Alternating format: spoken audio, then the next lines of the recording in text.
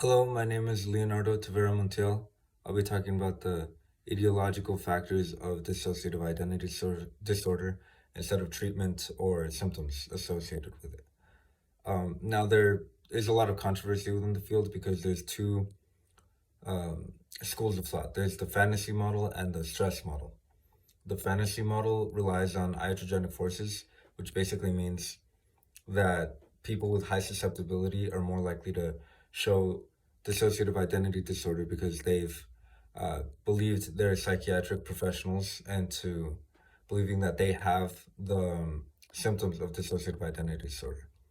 Whereas the stress model attributes the disorder to high stress moments in our lives, like childhood trauma, or compares it to post-traumatic stress disorder, which also shows high dissociation as a cause, as a result of high stressful moments that we are not equipped to handle, and so we run away from them, and we see these like symptoms that aren't really indicative of dissociative identity disorder. Now, one of the research articles that I looked up explained all of like the ideological forces, and the other one was a more empirical paper that tested these opposing theories.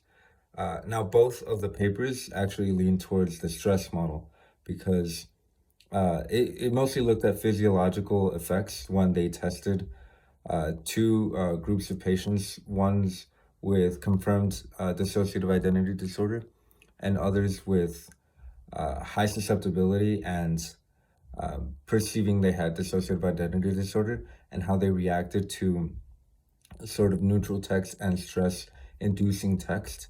And so they found like a difference in physiological levels in like their brain and their like blood pressure. So that was kind of an empirical indication that people with dissociative identity disorder weren't really faking it. They actually were behaving differently between their alters. And yeah, that's something about what I looked up.